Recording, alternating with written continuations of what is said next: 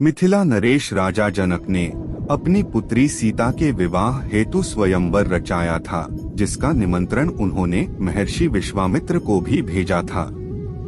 उस समय श्री राम और लक्ष्मण ऋषि विश्वामित्र के साथ उनके आश्रम में थे, इसलिए उन्होंने सोचा कि श्री राम लक्ष्मण को भी मिथिला में उनके साथ चलना चाहिए।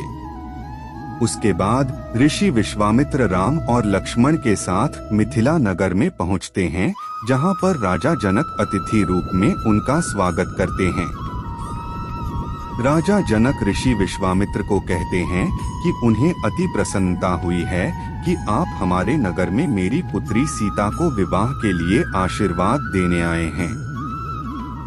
अगले दिन राजा जनक के महल में दरबार लगता है, जिसमें देवी सीता का स्वयंवर रचाया गया था। देवी सीता के स्वयंवर में एक से एक महाभट्ट राजा और महाराजा आए हुए थे। देवी सीता जैसी सुंदर नारी को पत्नी रूप में पाने के लिए मनुष्य ही नहीं बल्कि कई देव तथा असुर भी मानव रूप धारण करके स्वयंवर में आए थे, तथा दरबार के मध्य में भगवान शिव का पिनाक धनुष रखा होता है।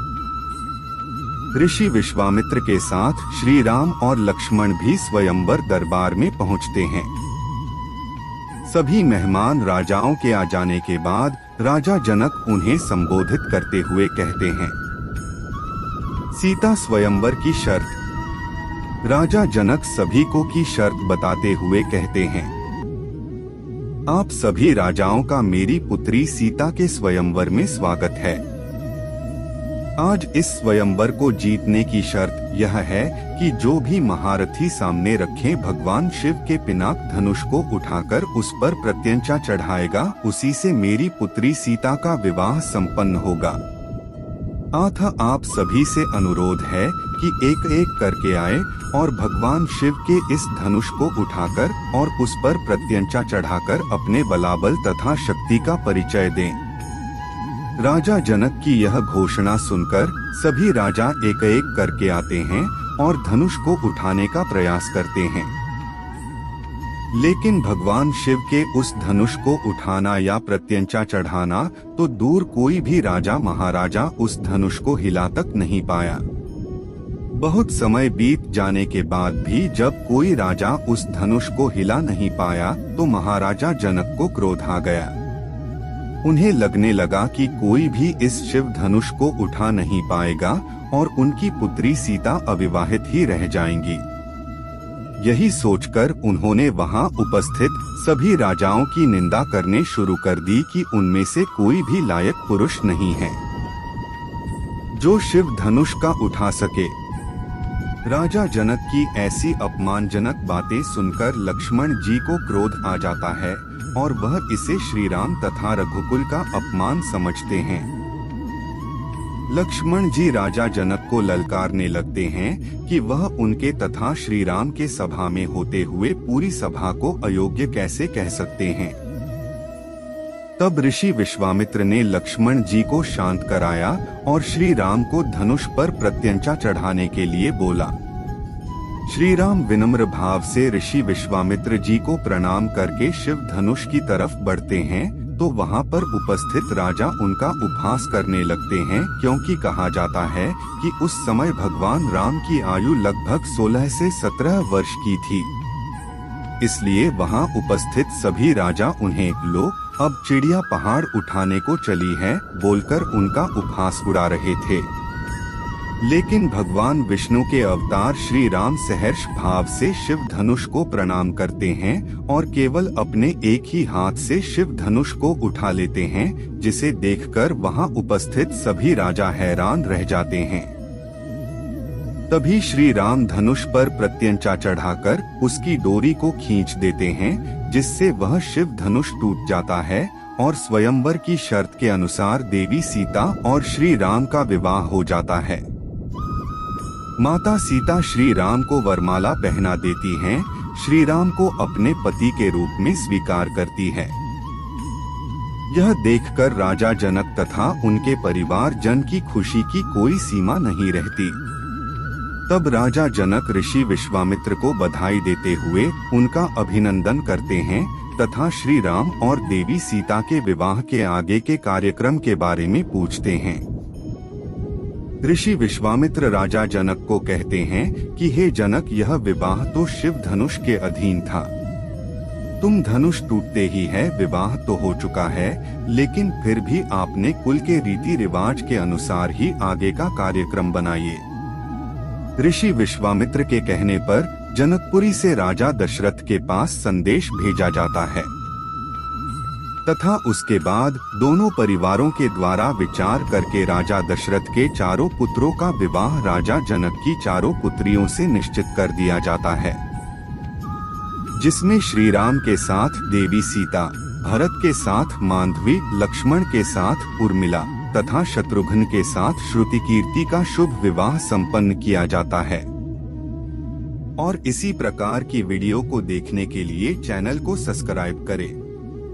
मिथिला नरेश राजा जनक ने अपनी पुत्री सीता के विवाह हेतु स्वयंवर रचाया था, जिसका निमंत्रण उन्होंने महर्षि विश्वामित्र को भी भेजा था। उस समय श्री राम और लक्ष्मण ऋषि विश्वामित्र के साथ उनके आश्रम में थे, इसलिए उन्होंने सोचा कि श्री राम लक्ष्मण को भी मिथिला में उनके साथ चलना चाहिए। उसके बाद ऋषि विश्वामित्र राम और लक्ष्मण के साथ मिथिला नगर में पहुंचते हैं, जहां पर राजा जनक अतिथि रूप में उनका स्वागत करते हैं। राजा जनक ऋषि विश्वामित्र को कहते हैं कि उन्हें अति प्रसन्नता हुई है कि आप हमारे नगर में मेरी पुत्री सीता को विवाह के लिए आशीर्वाद देने आए हैं। अगले दिन राजा जनक के महल में दरबार लगता है, जिसमें देवी सीता का स्वयंवर रचाया गया था। देवी सीता के स्वयंवर में एक से एक महाभट्ट राजा और महाराजा आए हुए थे। देवी सीता जैसी सुंदर नारी को पत्नी रूप में पाने के लिए मनुष्य ही नहीं बल्कि कई देव तथा असुर भी मानव रूप धारण करके स्वयंवर में आए थे तथा दरबार के मध्य में भगवान शिव का पिनाक धनुष रखा होता है। ऋषि विश्वामित्र के साथ श्री राम और लक्ष्मण भी स्वयंवर दरबार में पहुंचते हैं। सभी मेहमान राजाओं के आ जाने के बाद राजा जनक उन्हें संबोधित करते हुए कहते हैं। सीता स्वयंवर की शर्त। राजा जनक सभी को की शर्त बताते हुए कहते हैं, आप सभी राजाओं का मेरी पुत्री सीता के स्वयंवर में स्वागत है। आज इस स्वयंवर को जीतने की शर्त यह है कि जो भी महारथी सामने रखे भगवान शिव के पिनाक धनुष को उठाकर उस पर प्रत्यंचा चढ़ाएगा, उसी से मेरी पुत्री सीता का विवाह संपन्न होगा। अतः आप सभी से अनुरोध है कि एक एक करके आए और भगवान शिव के इस धनुष को उठाकर और उस पर प्रत्यंचा चढ़ाकर अपने बलाबल तथा शक्ति का परिचय दें। राजा जनक की यह घोषणा सुनकर सभी राजा एक एक करके आते हैं और धनुष को उठाने का प्रयास करते हैं, लेकिन भगवान शिव के उस धनुष को उठाना या प्रत्यंचा चढ़ाना तो दूर, कोई भी राजा महाराजा उस धनुष को हिला तक नहीं पाया। बहुत समय बीत जाने के बाद भी जब कोई राजा उस धनुष को हिला नहीं पाया तो महाराजा जनक को क्रोध आ गया। उन्हें लगने लगा कि कोई भी इस शिव धनुष को उठा नहीं पाएगा और उनकी पुत्री सीता अविवाहित ही रह जाएंगी। यही सोचकर उन्होंने वहां उपस्थित सभी राजाओं की निंदा करने शुरू कर दी कि उनमें से कोई भी लायक पुरुष नहीं है जो शिव धनुष का उठा सके। राजा जनक की ऐसी अपमानजनक बातें सुनकर लक्ष्मण जी को क्रोध आ जाता है और वह इसे श्री राम तथा रघुकुल का अपमान समझते हैं। लक्ष्मण जी राजा जनक को ललकारने लगते हैं कि वह उनके तथा श्री राम के सभा में होते हुए पूरी सभा को अयोग्य कैसे कह सकते हैं। तब ऋषि विश्वामित्र ने लक्ष्मण जी को शांत कराया और श्री राम को धनुष पर प्रत्यंचा चढ़ाने के लिए बोला। श्री राम विनम्र भाव से ऋषि विश्वामित्र जी को प्रणाम करके शिव धनुष की तरफ बढ़ते हैं तो वहाँ पर उपस्थित राजा उनका उपहास करने लगते हैं, क्योंकि कहा जाता है कि उस समय भगवान राम की आयु लगभग 16 से 17 वर्ष की थी। इसलिए वहाँ उपस्थित सभी राजा उन्हें लो अब चिड़िया पहाड़ उठाने को चली है बोलकर उनका उपहास उड़ा रहे थे। लेकिन भगवान विष्णु के अवतार श्री राम सहर्ष भाव से शिव धनुष को प्रणाम करते हैं और केवल अपने एक ही हाथ से शिव धनुष को उठा लेते हैं, जिसे देखकर वहां उपस्थित सभी राजा हैरान रह जाते हैं। तभी श्री राम धनुष पर प्रत्यंचा चढ़ाकर उसकी डोरी को खींच देते हैं, जिससे वह शिव धनुष टूट जाता है और स्वयंवर की शर्त के अनुसार देवी सीता और श्री राम का विवाह हो जाता है। माता सीता श्री राम को वरमाला पहना देती हैं, श्री राम को अपने पति के रूप में स्वीकार करती है। यह देखकर राजा जनक तथा उनके परिवार जन की खुशी की कोई सीमा नहीं रहती। तब राजा जनक ऋषि विश्वामित्र को बधाई देते हुए उनका अभिनंदन करते हैं तथा श्री राम और देवी सीता के विवाह के आगे के कार्यक्रम के बारे में पूछते हैं। ऋषि विश्वामित्र राजा जनक को कहते हैं कि हे जनक, यह विवाह तो शिव धनुष के अधीन था। तुम धनुष टूटते ही है विवाह तो हो चुका है, लेकिन फिर भी आपने कुल के रीति रिवाज के अनुसार ही आगे का कार्यक्रम बनाइए। ऋषि विश्वामित्र के कहने पर जनकपुरी से राजा दशरथ के पास संदेश भेजा जाता है तथा उसके बाद दोनों परिवारों के द्वारा विचार करके राजा दशरथ के चारों पुत्रों का विवाह राजा जनक की चारों पुत्रियों से निश्चित कर दिया जाता है, जिसमें श्री राम के साथ देवी सीता, भरत के साथ मांधवी, लक्ष्मण के साथ उर्मिला तथा शत्रुघ्न के साथ श्रुतिकीर्ति का शुभ विवाह संपन्न किया जाता है।